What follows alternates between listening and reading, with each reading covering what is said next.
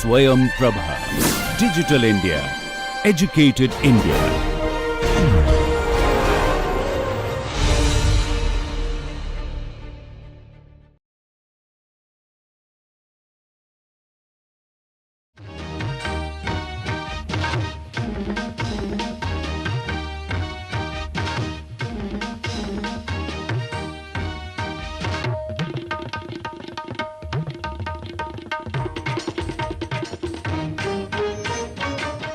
So, we have been discussing development of copyright laws and the coming of copyright laws, and how that is dependent on and feeds back on the changing relationship between the author, the text, the printer and the reader, right. So, these are the important nodes within which the interaction, the relationship, these are the important components of literary production, artistic production, and the legal framework within which these relationships function is that of copyright. And as ideas of the relationship change, the laws undergo a certain change, and the laws sort of enforce a certain structure within those relationships.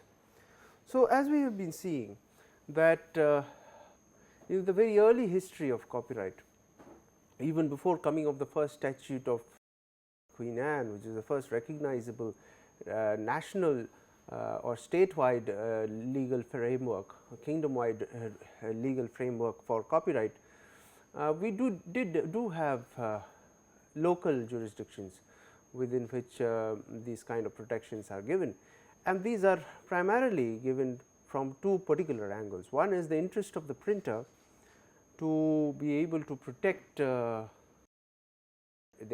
financial, their business interests, their profit oriented interests, and the second is the interest of the state to ensure that seditious material, unwanted material do not actually get circulated. So, these two come together to produce the first examples of copyright laws, both in local jurisdiction and in later on in national or statewide or kingdom wide jurisdiction.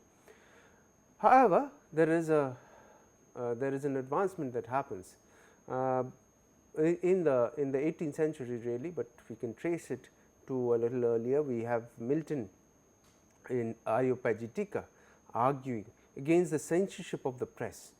In Areopagitica, Milton charged against the monopoly of printers, describing them to be old patentees and monopolizers in the trade of bookselling, who do not labor in an honest profession to which learning is indebted. So, it is a kind of try to point out that the printers do not really represent the interests of learning the way the authors do, and he argued that commercial interests of printers had limited the goal of enlightenment to free knowledge from the close walls of ecclesiastical control.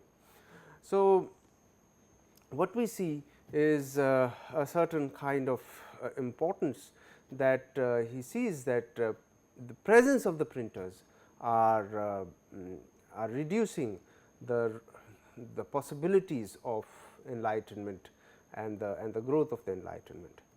John Locke in 1690, in his essay concerning human understanding and the second treatise of government, argued that since art and other creative material are produced by the labor of the human body, it rightly belongs to the person producing it. So, John Locke's essay of 1690, the essay concerning human understanding and the second treatise of government, argued that since art and other creative material are produced by the labor of the human body, it rightly belongs to the person producing it. In 1704, barely 5 years before the statute of Anne ushered in the first legislation on copyright protection, Daniel Defoe argued in an essay on the regulation of the press for state to encourage writers to act in the service of knowledge by guaranteeing the right to prevent unauthorized publication of their works, right. And this idea of copyright actually emanated as a system to balance between the incentive provided to the printers and to bring literature to the public domain, as well as to maintain control over the content of such literature. Now, prior to 1709, the idea of copyright was just that, the right to copy.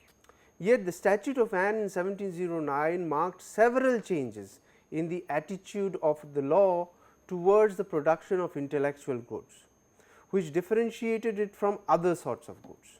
It now applied the right to print on a particular work rather than the entire exercise of printing, right.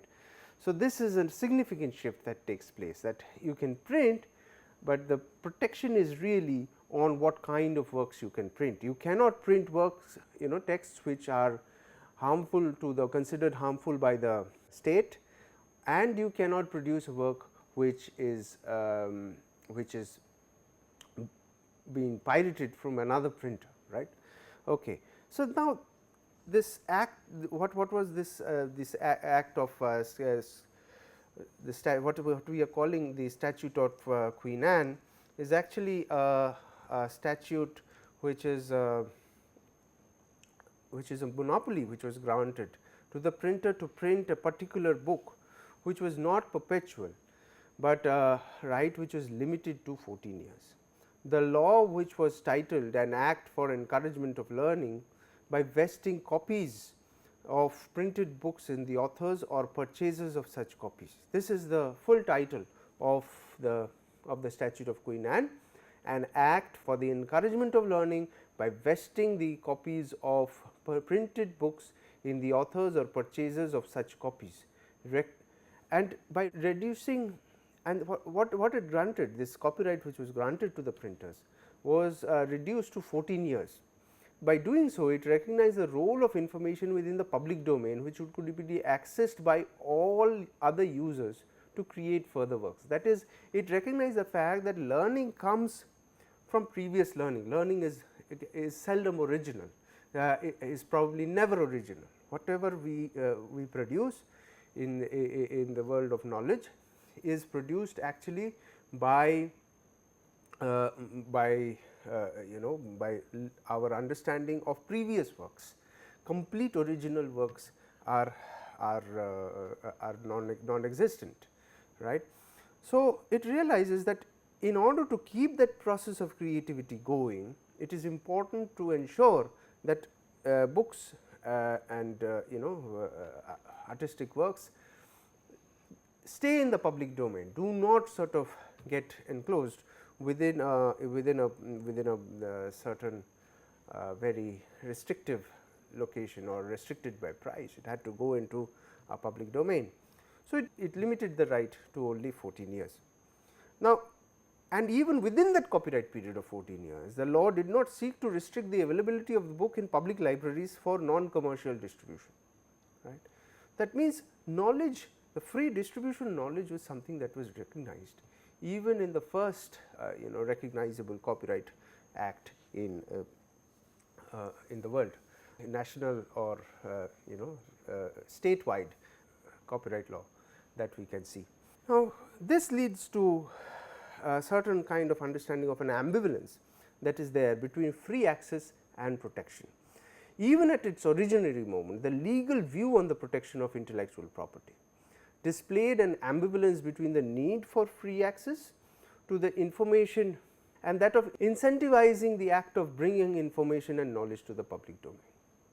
Now, where is this ambivalence actually stemming from? This ambivalence continues with intellectual property regimes even today, with the copyright and the way the law is put forward. On the one hand, there is a need, the justification for copyright speaks of the need for making available materials of learning, and on the other hand also talks about protecting the interests of the so to say creators of the piece of learning. Now, where does this ambivalence actually stem from? And to understand that, we need to look at this very important distinction between public goods and private goods. Economists term intellectual property or information as a public good, and what as opposed to private goods. Okay. Now, what are the characteristics of public goods? These are non-rival and non-exclusive. That is, that when I produce something, it cannot be replicated in any other form. Every other form is a change from it, is an alteration from it, and two, they are non-exclusive. That is, that when I am enjoying a particular song, there is nothing in the world that prevents you, anybody else, from also enjoying that song. When I am looking at a painting, or when I watch a movie, it does not there is nothing that prevents anybody else from also watching that movie, right. Nothing that is by characteristic, by material, that prevents that enjoyment of that particular article. Just to explain this point, this is as opposed to private goods. Now, private goods, just imagine things which are restricted in supply and are rival. That is, when you have one particular can of milk or a glass of milk, you at the same point of time cannot have another, you cannot have another glass of milk, you cannot switch between the two, right. Though they all are the same producer, same price, everything is the same and stacked together, it is not possible to treat the two of them at the same par alongside each other. And the second important point is that once a customer picks up one milk, one can of milk, one jar of milk, and another customer picks up another jar of milk, it prevents there is no way another person can actually access that same jar of milk, and actually leads to a scarcity. It leads to a reduction in supply, whereas for songs there is no reduction in supply. At some point of time, the shelf of milk will be empty and nobody else will be able to. So, there is a restriction in supply, but in the case of intellectual property goods, there is absolutely nothing prevents an infinite number of people in listening to a particular song, and they can do so simultaneously. That is the non-rival bit. It is non-restrictive and non-rival. So, any number of people can listen to the same song. The challenge before intellectual property regimes is to actually put a physical restriction on this, something that by nature intellectual property has no restriction. Similarly, if we look at a design, that design can be used in multiple sorts of ways by multiple numbers of people, and there is no particular restriction on it. All right. So, now this ambivalence is addressed by restricting the copyright period to 14 years and allowing circulating public libraries. This 1709 law registered this ambivalence in the basic tenets of intellectual property legislation. So, this ambivalence was addressed through limiting it to 14 years and allowing libraries to function, libraries to stock books even within this period of 14 years. Now, further moving on this understanding of the commercial relationship that is brought about by copyright. Now, there is a different justification that develops by the 18th century towards copyright, that Edward Young raised the issue of property and argued in the Conjectures on Original Composition in 1759 that the writer was entitled to his creation due to his original contribution to the world of letters. Young's work in translation produced a response from German philosophers Herder, Goethe, Kant and Fichte, who in their argument sought to locate each book as carrying the imprint of the author. The argument is that there is something of the author or the artist that gets transferred to the book that is printed, and sort of tries to understand copyright not from the point of view of the protecting printer's interest, but also of protecting the interest of the author. A similar sort of sentiment can be noted in 18th century Venice, where the trading of paintings was under the complete control of merchants and art dealers, who acquired originals from painters and sold them at prices which were much higher. So, as a reaction, the College of Art in Venice stopped art dealers from enrolling as members, suggesting them that they should join the Guild of Furniture Painters, for they scarcely knew how to hold a brush. So, here you are artists who are telling art dealers, the relationship being similar to that between authors and printers. So, it is like authors telling the printers, what do you know about poetry, what do you know about novel, fiction, you just print, you just you are mercenaries. So, the Guild of Artists, they tell the art dealers that you should join the Guild of Furniture Painters, for you scarcely know how to hold a brush. This is saying, why should you enjoy all the protection that is provided through these legal safeguards? It is the author's interests which need to be protected, but it also turns the other way around. Interestingly, while copyright legislation restricts the tenure of the right to reproduce a work, it is distinguished from the moral right of the author of the work. The moral right was the addition of French writers like Victor Hugo to the Anglo-Saxon concept of copyright, which was primarily concerned with economic rights. Right. In his autobiographical work, Dichtung and Warheit, please excuse the pronunciation, Goethe described that the beautiful equilibrium that existed between the respected but poor poet and the rich book dealer became unstable in the rapidly expanding market. The poets began to compare their own very modest, if not downright meagre condition, with the wealth of affluent book dealers. Right. So, there is this tension that is creeping in between the affluent book dealers, printers, and the poor poet, right. That is the sense that this copyright regime is working towards the interest of the printers, it is working towards the interest of the state, but left behind is the author. Now, remember, we go back to that very important quotation that pointed out that the author is just one single actor in the act of creating a book, where even the parchment producer, the book binder, the brass worker, all of them are put at the same pedestal. Here we see an argument that is creeping in, which is trying to suggest that the author plays a larger role in the act of bookmaking and is being left out. This is not so. There are many other people who are engaged in the act of producing a book, but so far it is only the printer's interest which has been protected. That is the person who has invested money, capital into it. It is the interest of the capital, and in doing so, it is treated at par with all other forms of trade.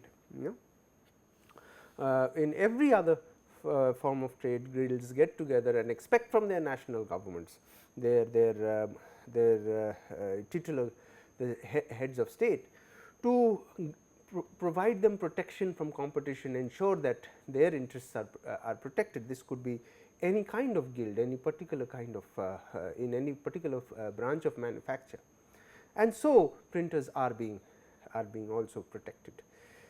But now a differentiation is being sought to look at intellectual labor differently from manual labor, because what is argued here is that poets and authors, the labor, their contribution to the trade is different from, let us say, that of a cotton farmer's contribution to the textile industry. Okay. Till now, the author's position was similar to that of the cotton farmer. The cotton farmer produced cotton and provided raw inputs to through the textile industry, and the law would protect the interests of the capitalists who invest in the textile industry. However, now that differentiation is sought to be done between intellectual labor and manual labor, that the author contributes a bit more, that something of the author is sought to have been passed on to into the book, into the printed book, and stays there. That is, the aura of the author, even if to a slight bit, it gets passed on to each book. That is why the name of the author is put there in the frontispiece of the book, the title page of the book, right. So, now by agreeing to grant the publisher permission to print a work penned by her, the author gives up the copyright over the work, but that does not transfer moral right to be called the author of the work, to be protected from the damage caused to her reputation through inappropriate usage of the work. That is, the cotton farmer has no right to say as to what kind of use the cotton that he produces is put to, what kind of textile is produced, where it is manufactured, where it is exported to. However, this concept of the moral right is seen as is inviolable, that is, even after the author actually sells off, has bartered out the commercial rights of the over the manuscript to be printed, the author continues to retain the moral right. So, there is a distinction that is sought to be made between two forms of copyright, that is, between commercial right and between moral rights. Now, this sort of this brings in a new kind of relationship in the textual production. What we have, and this is something that comes with the in the period of Romanticism, this romanticizing over of the author as someone who is a gifted being, as a genius, as someone, the artist as someone who is on a pedestal, who has insight which is superhuman, so to say. So, and so these relationships in printing with which we have seen earlier, one more is now added, and that is between the author and the text, where the printer is absent, right.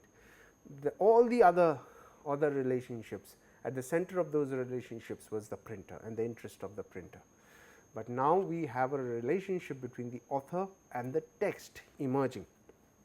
However, this in modern copyright law, this relationship between the author and the text, and this author's right over claim over the moral right to be called the author of the book is not inviolable, specifically in cases of works on hire which is produced on hire. So, if a company sort of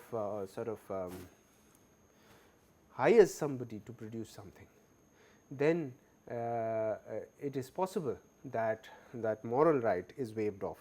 So, in the agreement there could be a waiver clause for waiving off the moral rights. In modern day, moral rights of authors are restricted through extra legal measures. The law does not recognize the moral rights of artists involved in the creation of works for hire. For example, programmers working in a software firm or copywriters preparing a jingle in an advertising agency need not be acknowledged.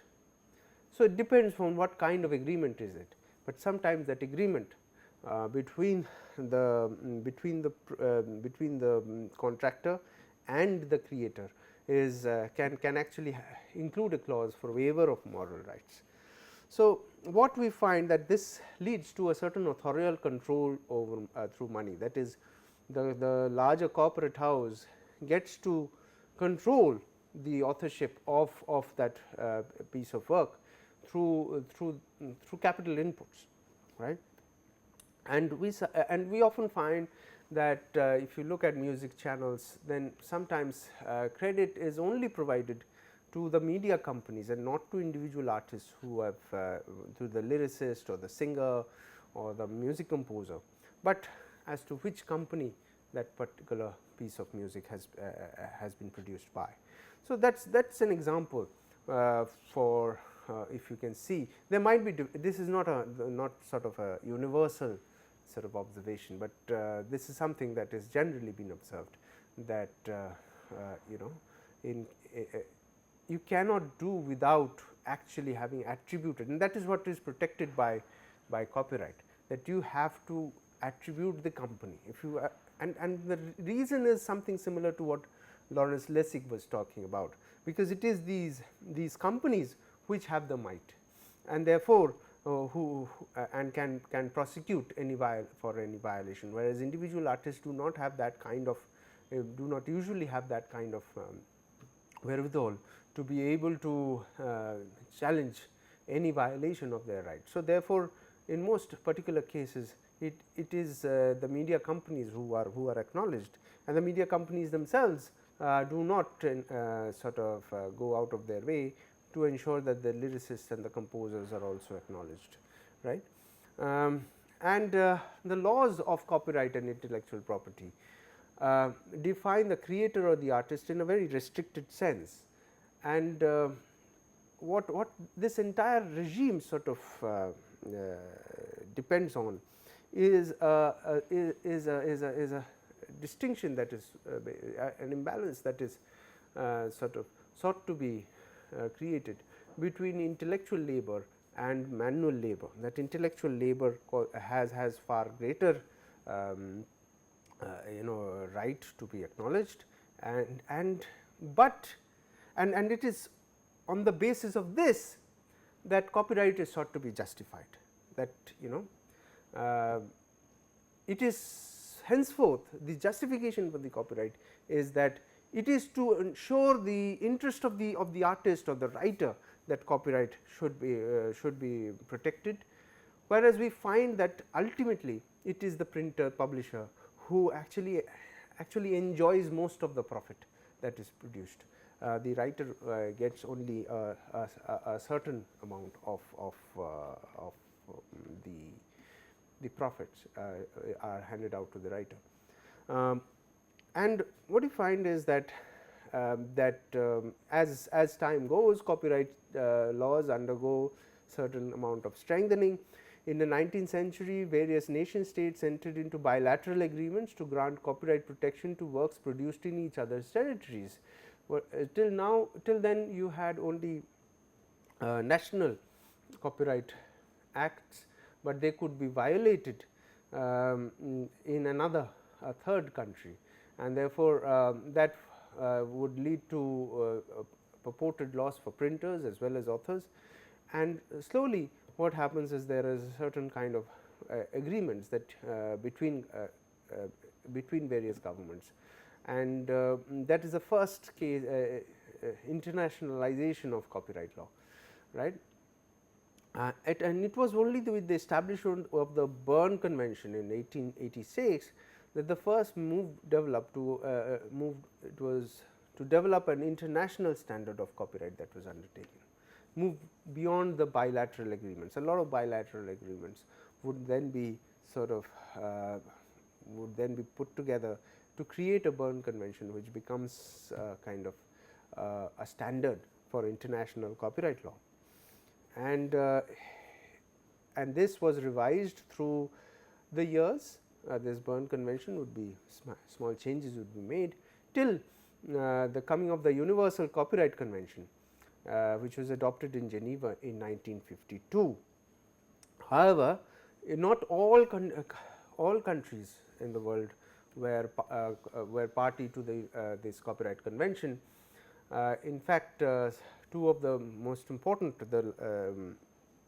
states during that period, the Soviet Union and the United States, joined the copyright convention very late, and this would be because they benefited from not recognizing copyright laws, because they could straight away take in works of art and in translation produce text from within their territory, and that would help the development of the intellectual climate within that country, uh, the process of learning would be much easier. But what is sought later on to balance is that okay, now we are in a position where we can stand on our own, and we want protection for our own intellectual produce further on. So, these mostly till such time the Universal Copyright Convention was only restricted to primarily within the Anglo-French former colonies and the Western European regime. Other countries joined much later, and then in 1990 the international regime on copyrights was brought under the most uniform character in history with the TRIPS agreement in 1995, which was followed by the establishment of the World Intellectual Property Organization in 2002. And what we see through all of these development is that slowly what happens is that IPR laws, intellectual property laws, become stronger and stronger. And as I have earlier said, that intellectual property laws gather greater teeth as technology advances. As it becomes easier and easier to sort of produce copies of a particular book or a piece of work, stronger laws are sought to be provided. Right. Earlier, at the beginning of printing, you could actually control a lot more by controlling the number of places where printing occurs, because the printing presses were required far more capital inputs, require far more infrastructure. Whereas, as printers become cheaper, more portable, it was more difficult to sort of keep a check, and certainly with the coming of digital technology, keeping a check becomes much more sophisticated, and therefore stronger IPR laws are provided to ensure that the violation is kept to a minimum. And so there is a certain inverse relationship between advancement of technology and the kind of IPR laws that are there. And so copyright laws have grown in scope and severity down the century, and today have encompassed almost all forms of creative expression, from mechanically reproducible art like books and films, to the visual arts like painting, sculpture, to even intangible forms like theatre and choreography. From the 14 years in 1709, copyright protection today is extended to 50 years and after the death of the author under the TRIPS regime. Right. So, we see now that this kind of the transfer of copyright laws, the stated motive really is dissemination of knowledge and eventually to return the work to the public domain, as in the 1709 law we saw that there is a certain restricted term, it is not a perpetual law. So, if I go to a market and buy a piece of furniture or a textile, I get to own it forever, right. Whereas, any intellectual property law sort of defines a certain period after which the work will return to the public domain, that is, anybody can copy and reproduce it.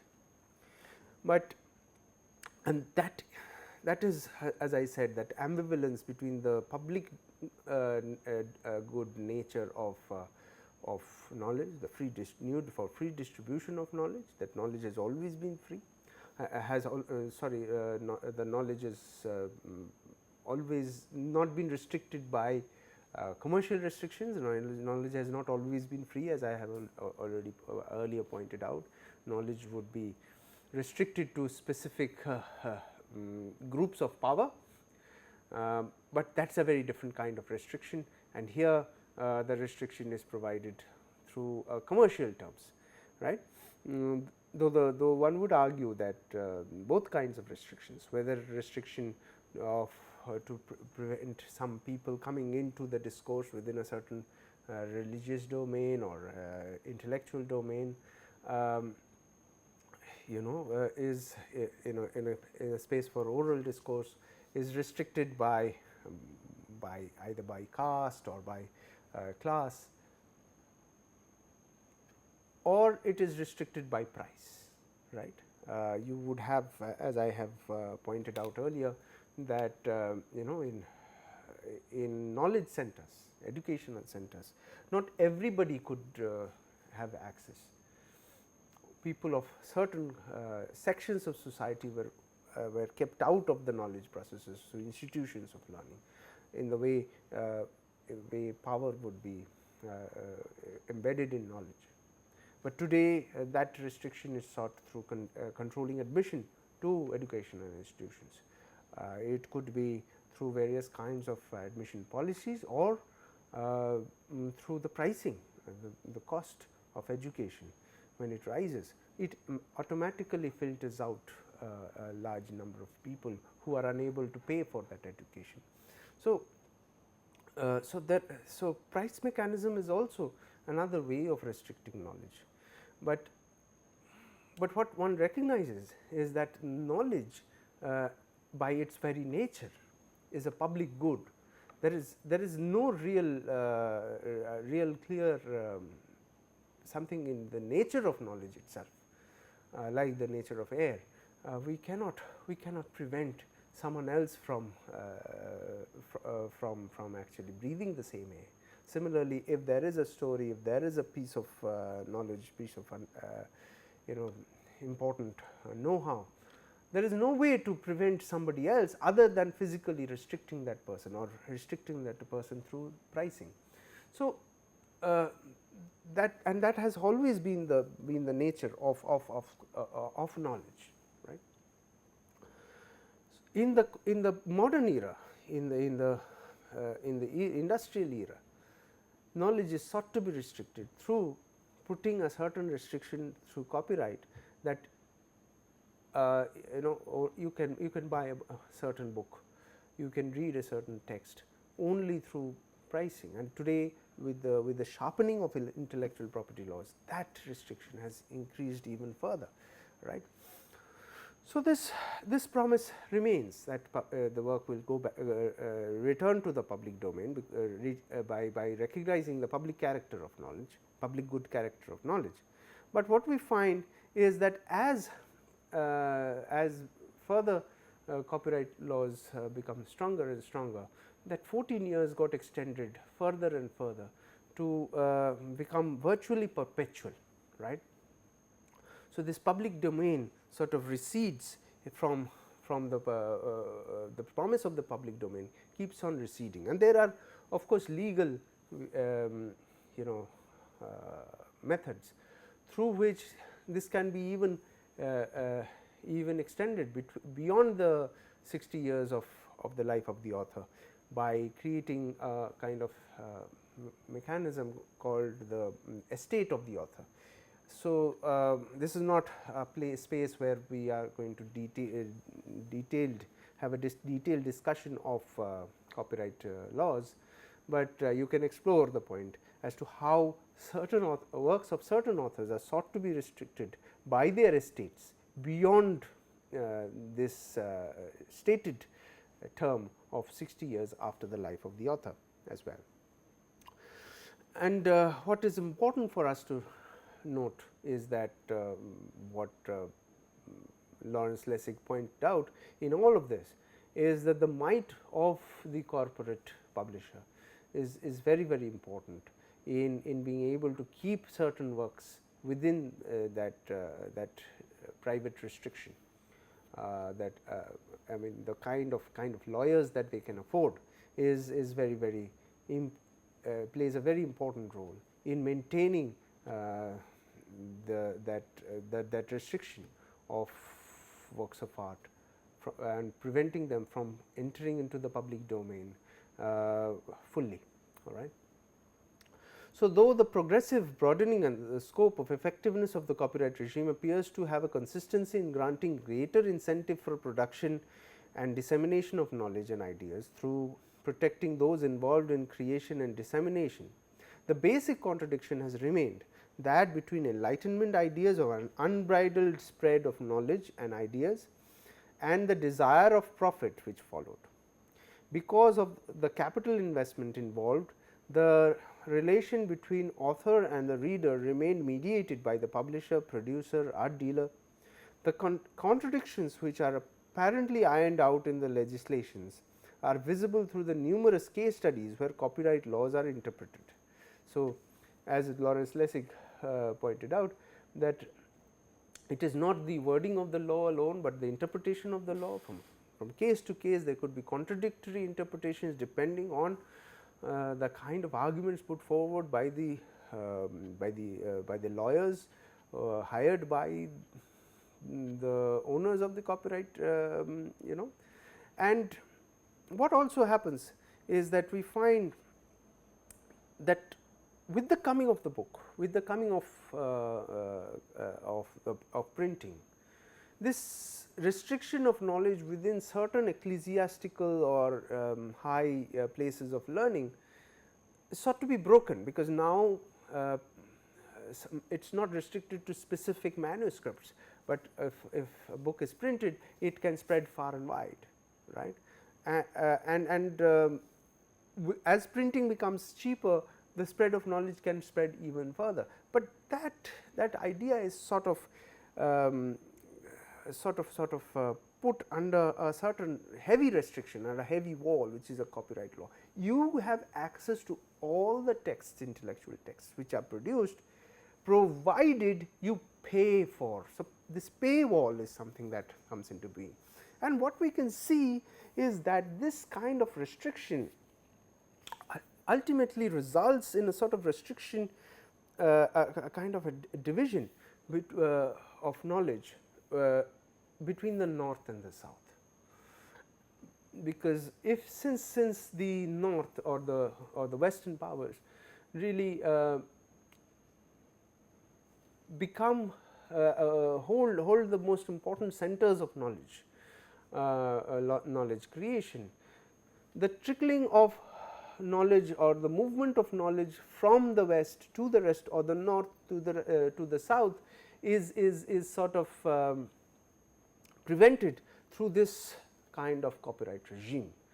So, transfer of knowledge is sort of restricted. So, any book that is produced within, let us say, a country like India is cheap enough for any Western scholar, right.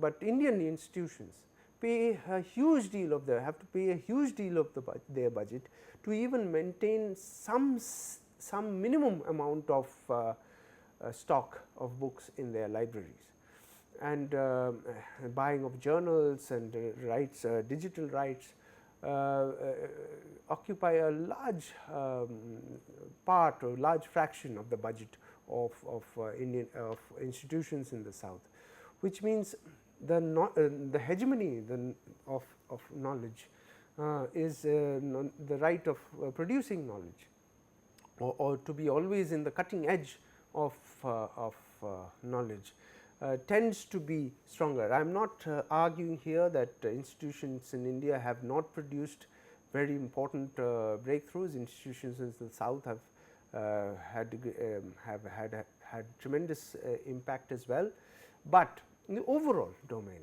this can be looked upon in the form of brain drain and other kinds of arguments as well, where simply the knowledge that is produced in these powerful knowledge producing centers in the west sought to be that hegemonic control is assisted tremendously through the kind of copyright wall that is sought to be produced, that is sought to be maintained, and the south is simply priced out of this kind of competitive environment simply because of the purchasing power, right. So, the publisher author artist financial relationship is non conducive to artistic experimentation. The attitude to innovative arts being neutral at best. If such innovation veers on the political and is developed as a challenge to the rule of capital, the attitude is one of outright rejection. Such a system can never support or tolerate dissident art forms.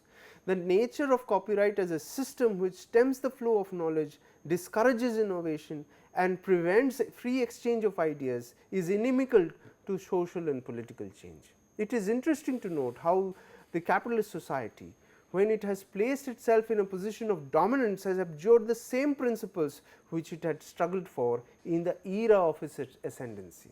At the point of its ascendancy, the capitalist class argued for greater and greater advancements of knowledge and greater doing away with the kind of ecclesiastical restrictions that would be there.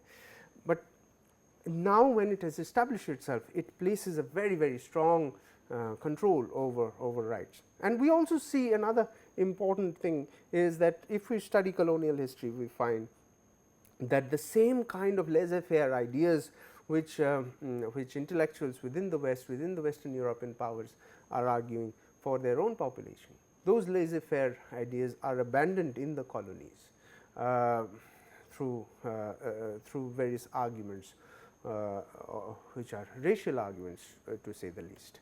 So, here is the distinction. The claim of copyright, that copyright is sought to be justified as a protection which is needed to provide adequate incentives and compensation to the artist. But what we find that in reality the law recognizes the owner of copyright and not the artist as the fit candidate to receive material compensation from the sales or distribution of the work, right. So, the owner once the artist has produced the work and has signed an agreement with the publisher or the distributor, it is the publisher or distributor who becomes the owner of the copyright. That is the commercial right, may not be the moral right in every case, but certainly the commercial right, right. So, always you find that the printer and publisher is at a far greater strength, position of strength, a far superior strength over the actual creators, the singer, the author, the actor or the designer. And what we find is that commercial rights are transferred through transfer of money, and this money is not a huge sum. It is not I mean, researchers have shown how if we look at the data, we find that the actual fraction of the total industry, the money that is produced in the entire industry, only a very small fraction of it is actually earned by the actual creators of knowledge. Yes, there could be exceptions in the case of some star producers, star creators, star artists or authors, but for authors, run of the mill authors, certainly it is the printer and publisher who actually hold the greatest sway over the commercial rights. The other claim of copyright is that copyright rewards the creativity or production of original creation by the individual genius. That is, it is important to ensure that the rights of the artist is protected, but what it actually does is that creativity bases itself on the available works and on tradition.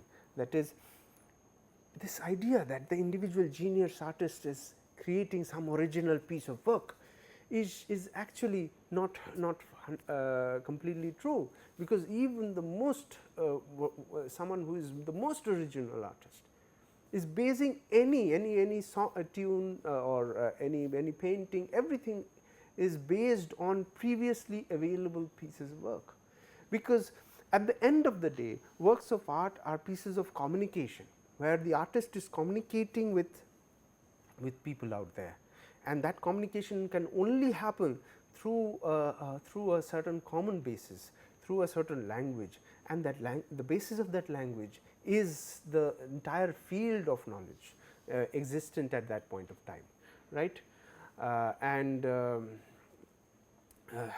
existent at that point of time, right. So, creativity always bases itself on available works of tradition, and so this claim of the original creation by the genius artist, and therefore,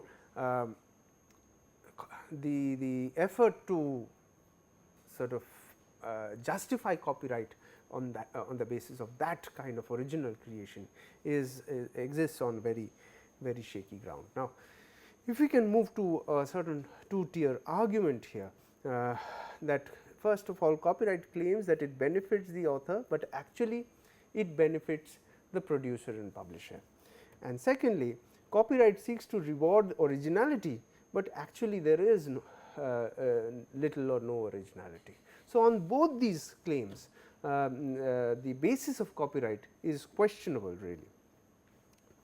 Now, so what copyright laws actually try to do is forcibly convert information and knowledge from being a public good to a private good, to restrict, that is, if you buy a DVD, that DVD is, the song that is there within the DVD is actually public good, anybody can listen to it, but you have, by purchasing that, you agree to a certain condition of not distributing it, not publicly publicly screening that movie, or further making copies of it or whatever.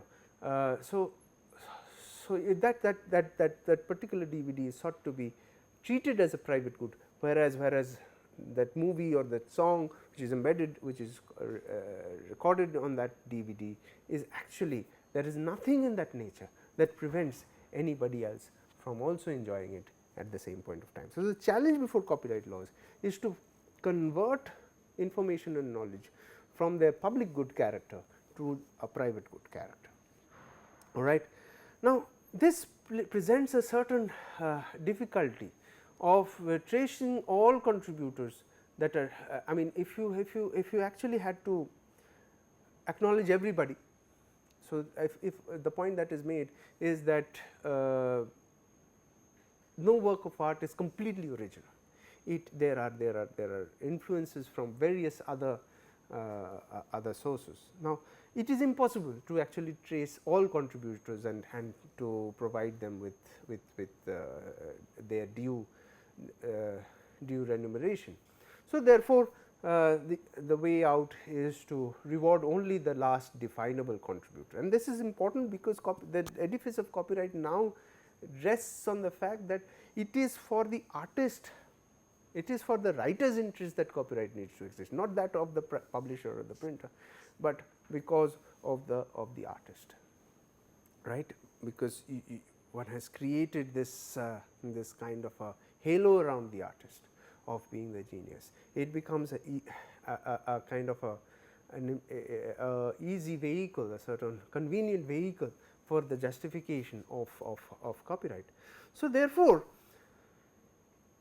if one has to reward creativity and that creativity actually has a certain lineage, it is not possible to actually identify the lineage.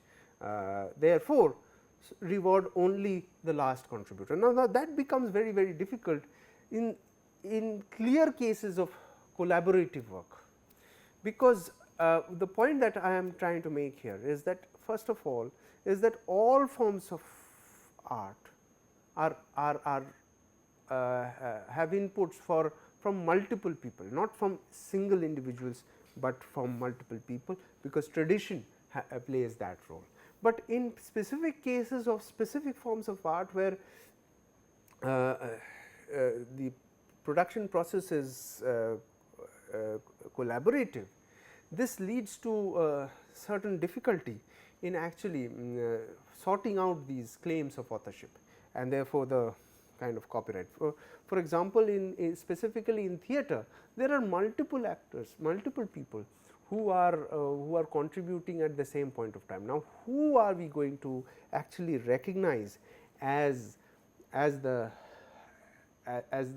claimant of copyright for a theatrical performance? In fact, one could also argue that there is the audience plays a very important role. So, now that makes it far more difficult to actually look at rights in performative. But in IPR laws, what the IPR laws try to only recognize the playwright as someone who is the creator of the text, or the director of the play as someone who is this who actually owns the production. So, in theatre festivals, whenever a particular play sort of wins the best play award, it is the director who goes and collects the award.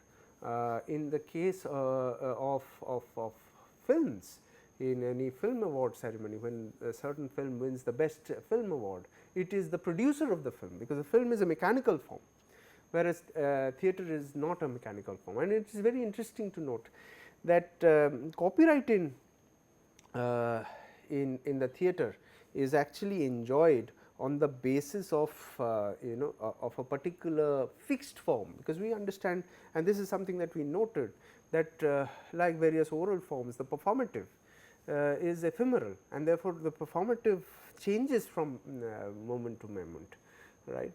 It is not fixed, every single performance is unique, and every single performance is unique. And what happens is that in the case of copyright laws, they recognize the copyright of a performance of a play if it is recorded through any mechanical means, that is, either it has been any particular, it has been recorded in a certain sort of way, either a camera has recorded the show, or there should be some kind of publicity material. It is on the basis of that the authorship, the copyright, the ownership of that particular theatrical piece is maintained, right. So, the point that I am arguing here, that in cases like theatre, where the authorship is very clearly difficult to be identified, the laws, the copyright laws are much more wobbly.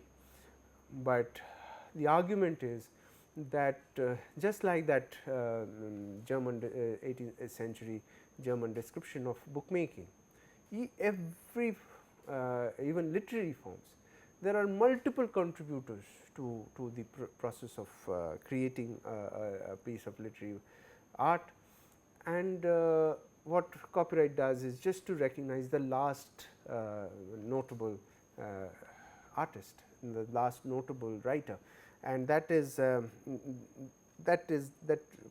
sort of signals towards a certain contradiction within the copyright laws, which should hold our interest.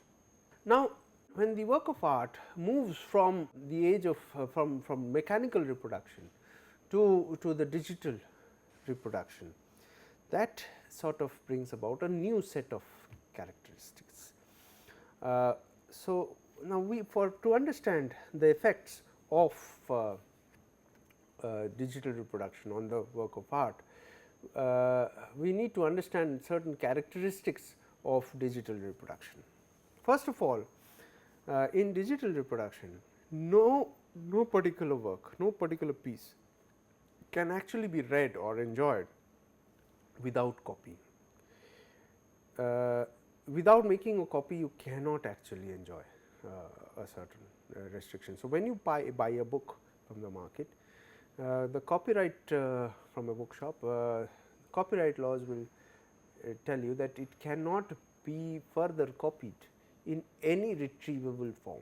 You can read it, you can talk about the book, but you cannot copy it in any mechanical or retrievable form. So,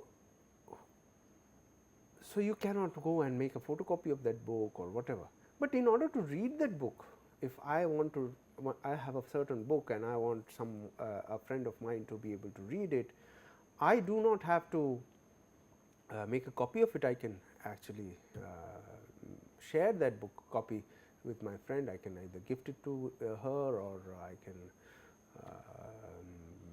can lend it to a friend. But in the case of digital reproduction, this is not possible, because the moment I share a certain thing online, that copy of a particular text always is there. So, when I am listening to a particular song, even though there might be various kinds of digital rights management which would be working with that song, with any online radio platform or any online streaming platform, that song, that particular file actually gets downloaded and saved within a certain folder within the hard drive of the computer that I am playing it on, or the phone that I am playing it on. And if I have a certain amount of technical know-how, there is absolutely no way that I can be prevented from actually maintaining that copy for forever, right.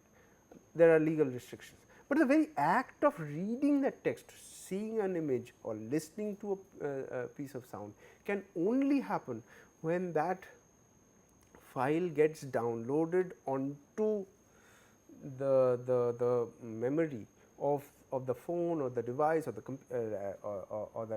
computer that is there. So, the point to understand is that within the world of digital reproduction, copying is simultaneous with reading. Okay. So that sort of makes the exercise of copyright far more difficult. Yes, what we can say is that copyright restrictions sort of forbid the retaining of that copy beyond the act of reading. Once you have read, that gets deleted from your, it is programmed in a way that temporary folder or the temporary dump of that particular file gets removed or deleted from the device as soon as the process of reading is completed. So, as soon as the streaming is over, right, and the user actually does not retain a copy of that work beyond a certain length of time. The second point to be noted is that in digital reproduction there is no loss of quality, as we noted with Benjamin, that it says that in the case of mechanical reproduction, every subsequent generation of a certain production, there is a loss of quality, right. When you reproduce a certain work and it goes into further and further generations of quality, when there is what we call the original, and from that copy A is produced, and then from copy A copy B is produced, and from copy B copy C until copy N, in each step there is a loss of quality, right. If you are producing it from the original itself, then there is a certain certain quality level that could be there, but further copies leads to a lack of quality. So, if you had an audio cassette and you record from cassette the original the factory produced cassette, and you copy it, the copy A will be a better copy than copy B, and copy C will be a deterioration, till finally it will become ultimately much more difficult to actually understand or listen to that song. Whereas in cases of digital reproduction, every copy is exact, is the same. So, when you download a movie, let us say, there is a process called checksum, where you actually, there is a program where you manage to do that checksum and see whether the copy that has been downloaded is exact. Otherwise, the movie may not run very satisfactorily. If the checksum is fine, that means the quality that you have is virtually the same as that of what is labeled as the original. So, there is no loss of quality. This is the through a particular thing may undergo infinite number of generations of copying a particular piece of work, a film or a song or a PDF file could be made infinite number of generations of copies, but they will not and they could circulate across the internet through multiple number of users, but there would be negligible or no loss of quality. There is no the third point is there is no incremental cost. That is once so in the case of a book production, you find that when the printer produces a certain book, for every additional book the printer has to invest in the paper and the ink of for that particular book. So, there is an incremental cost, although one can say in producing a book sometimes printers will say that we can only break even if we produce about 1500 copies of a particular book or 2000 copies of a certain book, because the cost of making the first copy is very high, right. So, in putting all the plates together and all that, there is a certain amount of investment that is made. After that the incremental cost is much less, right. So, the printer, once he gets a manuscript together, he has to do the typesetting, the editing, and then produce the plates, which goes into the printing process and produces a certain number of copies. This producing of the first copy is a great cost, and to be able to recoup that, the printer actually has to produce a certain number of copies to be able to recoup that cost. That is true even with digital reproduction, right. In order to record a certain song within a certain quality studio and pay the artists, that there is a certain amount of cost that is involved, which cannot be recouped, which can only be recouped only when a certain number of copies of that song are sold, right. But there is but however, in the case of printing, every additional book that is produced, there is some amount of cost, that is the cost of printing itself, that is maybe the labor, the paper, the ink, and the cost of distribution could be there. But in the case of digital reproduction, this incremental cost is 0, because once you have produced a certain book, right, there is no cost whatsoever, there is no paper involved, there is nothing involved, there is little or no cost. If I email a certain file to a friend, or if it is distributed through other means of a network, there is no addition, the incremental cost is virtually negligible, all right, other than the bandwidth cost which may be there, but it is that is virtually negligible, right. So, there could be as many number of copies of a particular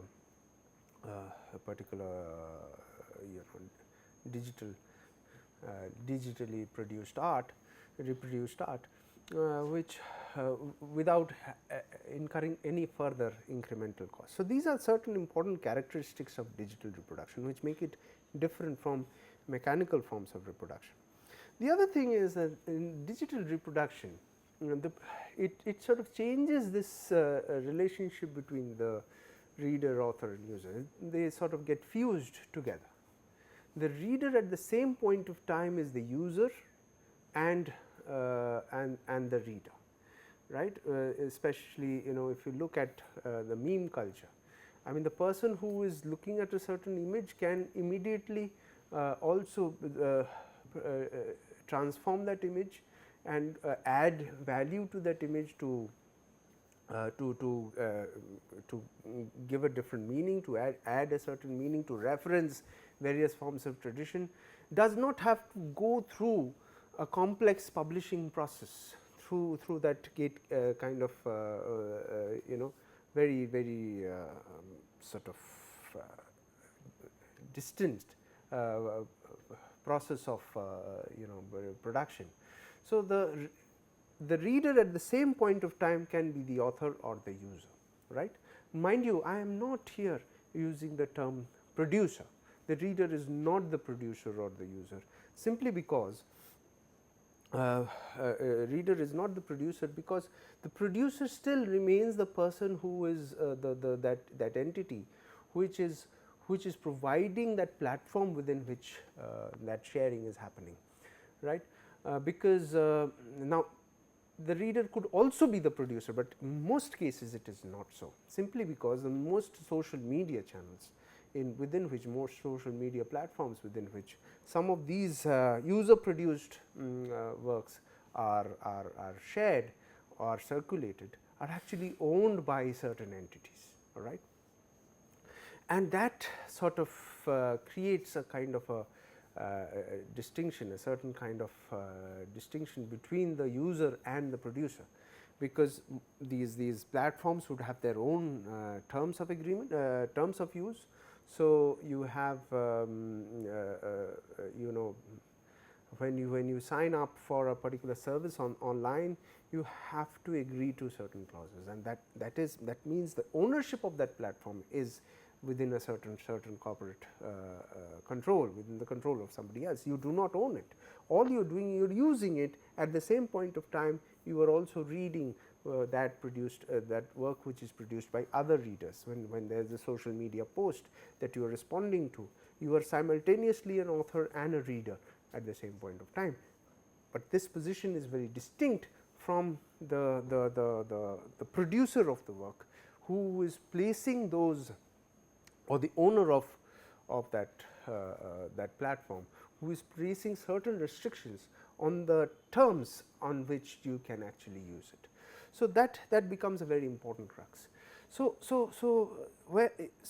the argument really is that can copyright survive, should copyright or should copyright survive in this environment of digital reproduction, because as we have seen in digital reproduction, one, the act of producing the first copy is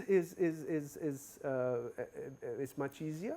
So, you can download a certain image and you can produce a meme on it with minimum amount of effort. You do not need you have even a very rudimentary smartphone will be able to provide the basic tools through which a meme or any kind of sort of modification to certain files or creation of certain files, you can very easily use your camera of your phone to shoot a particular video and maybe edit that particular video minimally, or certainly record audio, or write text. So, creation of it becomes much easier, and certainly distribution also does not have any incremental cost, as we have already noted.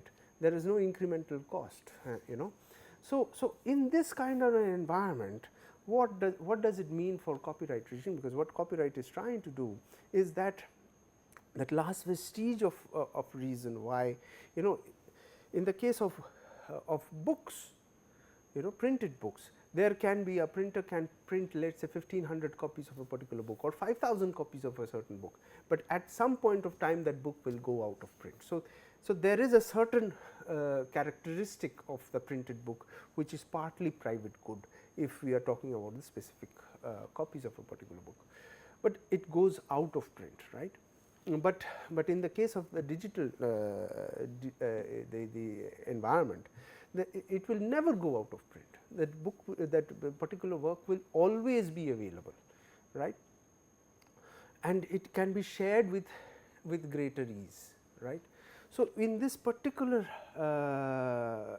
environment which has undergone a sea change from copyright, which and we must remember that copyright actually emerged within an environment of coming of mechanical reproduction, that is a discovery of printing. That is what we have traced so far, right.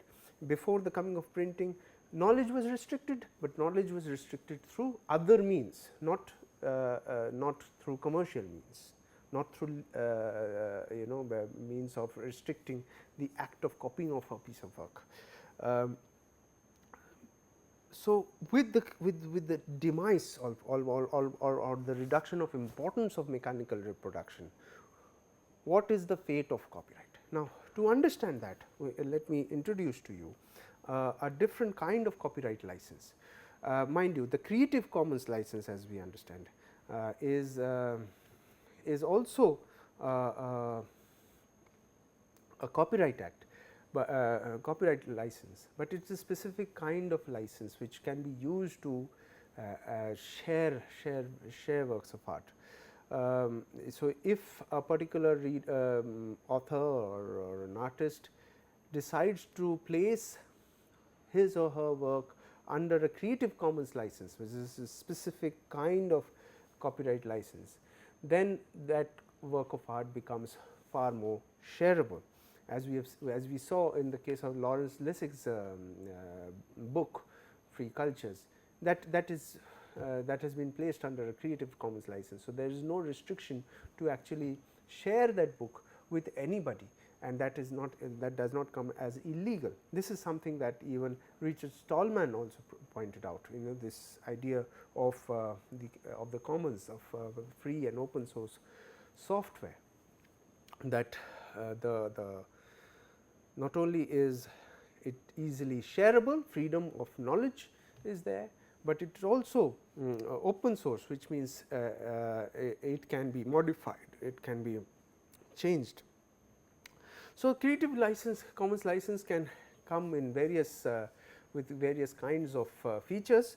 There could be case where you have a work can be completely in the public domain. So, there could be various things that could be placed within certain restrictions. You can allow people to copy and publish that, or sometimes you say, okay, you can share it with anybody, but you must attribute it to the person who has created a particular work, or it can restrict commercial uses or of the work, and say that, okay, you can make use of this work in whichever way you want, as long as you are not making commercial, you are not exploiting it commercially. So, non-commercial usage is free, otherwise you cannot use it. All right. The other is to modify and adapt, that is, okay, you can share this work, you can do it without attribution or with attribution, but you cannot modify, or you are free to modify, you can make whatever change. But most of these licenses, what they say is that even when you modify this, you cannot then put it under a restrictive license. Certain licenses do that, that is the last column, certain licenses do that, certain licenses do not do that. And you can choose any particular given combination of these licenses to put your work within a particular license. So, when you, let us say, create a certain video and upload it onto a video sharing platform, the video sharing platform might give you the choice of the various kinds of licenses that are available, and you can choose whether to share it within a certain Creative Commons license, or whether a very restrictive copyright license that you want to put that piece of work. A very good example of the use of Creative Commons licenses is Wikipedia. In Wikipedia, various people across the globe are constantly modifying, enriching this particular resource, this particular encyclopedic resource, and there and it is if you go and look at the bottom of any Wikipedia page, you would find that it is something that is protected only through a certain Creative Commons license. It is protected in a sense that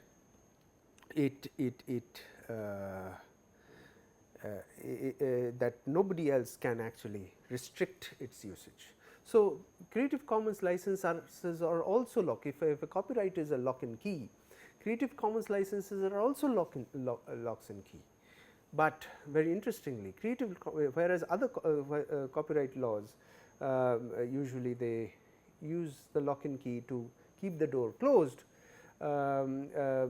Creative Commons licenses use the lock and key to keep the door open. You pull the latch and lock it, so that nobody is able to sort of latch the door anymore. So, it frees the doors of the world of knowledge. And what it seeks to do is that this high capital cost, which was brought in through printing and created this role of the artist, of the printer or the publisher as a mediator between the artist and the audience, is sought to be undone through Creative Commons licenses by bringing together the artist and the audience. This is a possibility.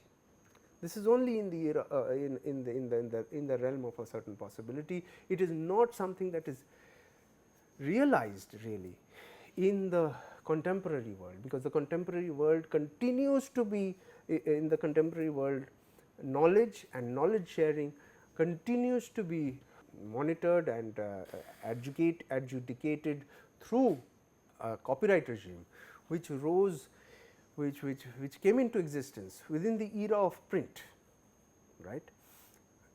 Even after going away of the era of printing, that kind of hierarchy between the owners of the means of reproduction are sought to be placed even within the world of digital reproduction.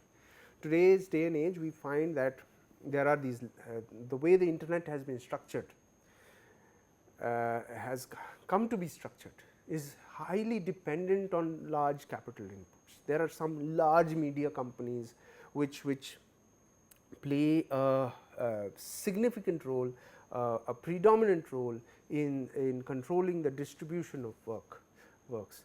But the nature of the technology, as we had discussed, if we look at the history of the birth of the internet, the internet was born to create a certain network between various centers of knowledge, principally initially as a military sort of a military act of ensuring that all data centers do not get bombed together, and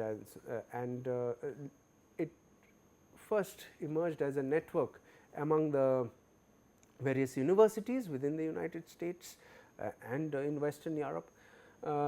And at that point of time, the way the network was to create a certain distributed spread of knowledge creation and knowledge sharing. Whereas, through the 90s and the 21st century, that kind of evolution of the internet has sought to be arrested, and a very restrictive kind of structure of ownership of the internet is put in place, where large servers and large media companies play a predominant role, and they administer the internet and digital reproduction in the same way that the intellectual property, produce was sought to be administered within the world of the mechanical reproduction. So, this contradiction between copyright laws, this kind of a distinction between the copyright laws and Creative Commons licenses actually points out to the different possibilities of the internet, all right, and digital reproduction. The digital reproduction is significantly different, is fundamentally different from mechanical reproduction, and the full potentials of digital reproduction is not realizable within a certain copyright regime. It is the copyright regime that continues to maintain that wall of knowledge between those who have the knowledge and those who do not have the knowledge, between the haves and the have-nots of the knowledge world. That restriction is which was created through the mediatory role of this high capital cost or the capital investment. Even though today it is possible that the artist and the audience return to that oral domain, that performative domain, where the artist and the audience sort of can interact with each other without any restriction. That is possible today. Technologically, it is possible today. Today, it is possible that we do not need large servers. We can, let us say, hook up each of our individual computers to actually serve as the main server for the internet as a certain kind of distributed server, and that will therefore not require any large capital input.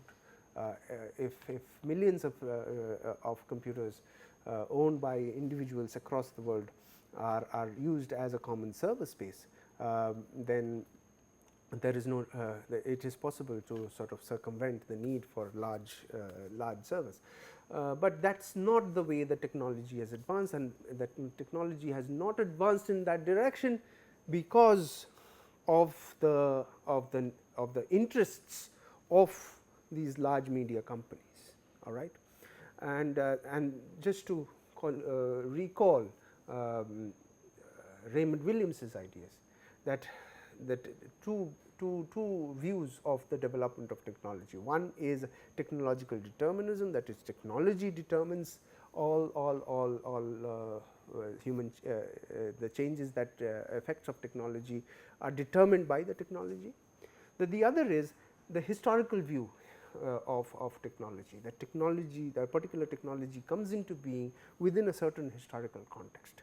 The historical context, the contemporary world that we live in, is one where large media companies protect their interests through copyright regimes and prevent the growth of a truly free internet.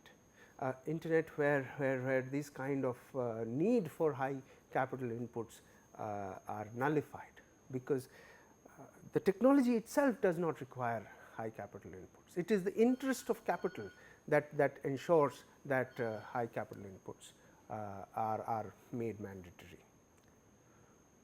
Thank you.